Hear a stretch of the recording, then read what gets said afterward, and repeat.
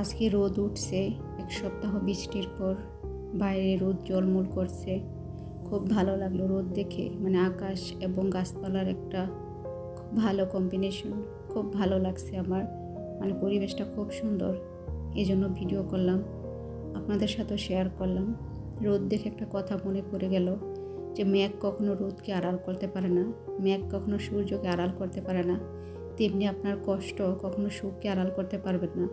যারা কষ্টে আছেন, যারা হতাশার মধ্যে আছেন, তাদেরকে উদ্দেশ্য করে বলতেছি, তেমনই মেঘ যেমন সূর্যকে আড়াল করতে পারে না, তেমন আপনার কষ্ট সুখকে আড়াল করতে পারবে না। এক সময় দেখবেন আপনার জীবন এরকম রৌদ্রের মতো ঝলমল করবে সুখ। আপনি ভালো থাকবেন ইনশাআল্লাহ। আসসালামু আলাইকুম।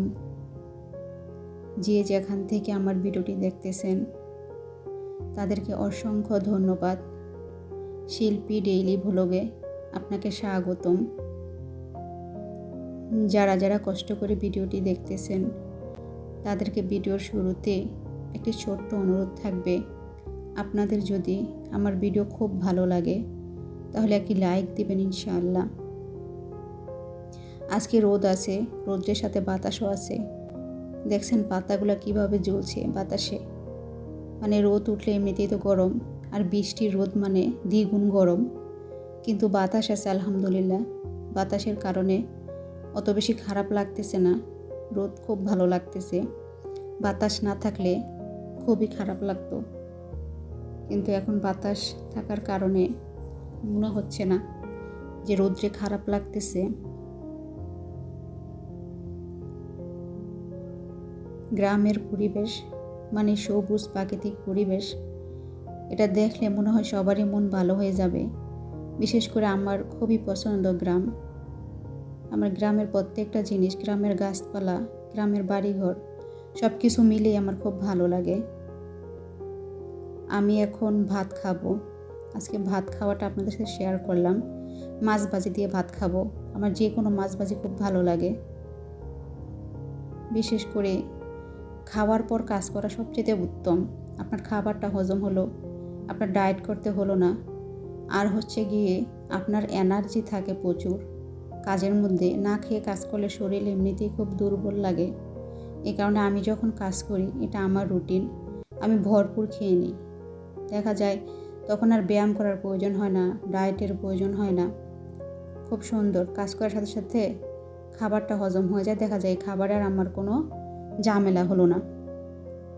এখন ছাদে যাব, দেখবো জামা কাপড়গুলো কেমন শুকানো হয়েছে। কারণ বৃষ্টির দিন জামা কাপড় ভিতরে জায়গায় জায়গায় এত জামা কাপড় জমছে, গোসলখানায়, ঘরের মধ্যে, রুমের মধ্যে খুব খারাপ লাগে এগুলো দেখলে, অগোছালো লাগে। এটা হচ্ছে আমার ড্রাগন গাছ। আলহামদুলিল্লাহ এর আগে 3টা ড্রাগন খাইছি এখান থেকে, এখন আবার নতুন করে ফুল আসছে। এটা হচ্ছে মুলাম গাছ, এটা কিন্তু লাগাই নাই, এটা টবে থেকে এমনি এমনি হয়েছে। খুবই ভালো লাগে আমার, মানে এটা যে কেটে ফেলো তাও কষ্ট লাগে। এটা হচ্ছে একটা গোলাপ ফুল গাছ, এটা হলুদ গোলাপ। আজকে বাগুন পারবো। বেগুন, আমার সব জাতের বেগুন আছে আমার কাছে। মানে আমি সিরাজদিখান থেকে এই গাছগুলা, মানে চারাগুলো এনে রোপণ করার পরে এক একটা চারার মধ্যে এক এক রকম বেগুন হয়েছে। মাশাআল্লাহ, ভাবা যায় এক জায়গা থেকে চারাগুলা কিনছি অথচ এক এক রকম বেগুন। মাশাআল্লাহ। আমি লেবু পারলাম, আমার গাছ থেকে লেবু পারলাম। আপনারা যদি আমার ভিডিও দেখেন তাহলে খেয়াল করবেন, আমি সব কিছু বাড়ি থেকেই নেই, বাড়িতে লাগানো আছে আমার সব সবজি আলহামদুলিল্লাহ। এটা হচ্ছে ঢেঁড়স ক্ষেত, ঢেঁড়স ক্ষেত থেকে কিছু ঢেঁড়স পারবো। আজকে ঢেঁড়স ভাজি করব। আজকে সব কিছু বাড়ির এবং ক্ষেতের মিলিয়ে রান্না করব।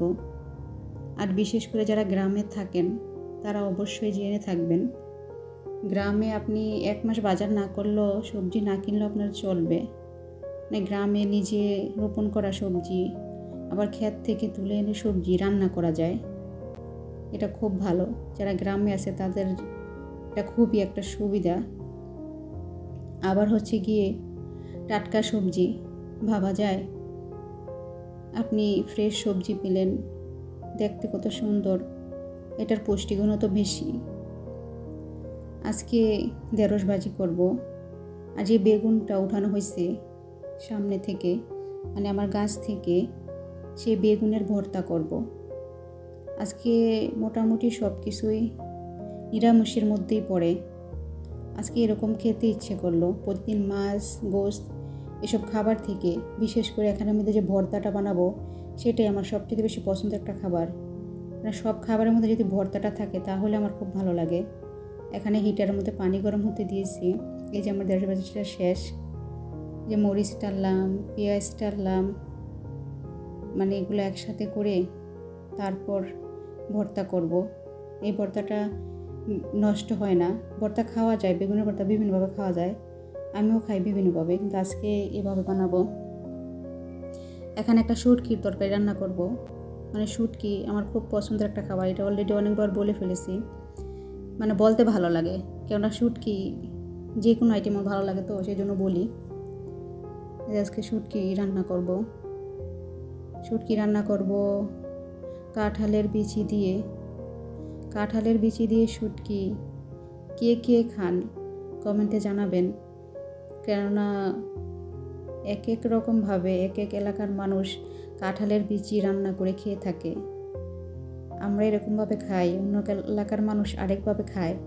আপনার এলাকায় কীভাবে খান কমেন্টে জানাবেন ইনশাল্লাহ। আপনাদের কমেন্টের এবং সুন্দর সুন্দর মতামতের অপেক্ষায় থাকিও।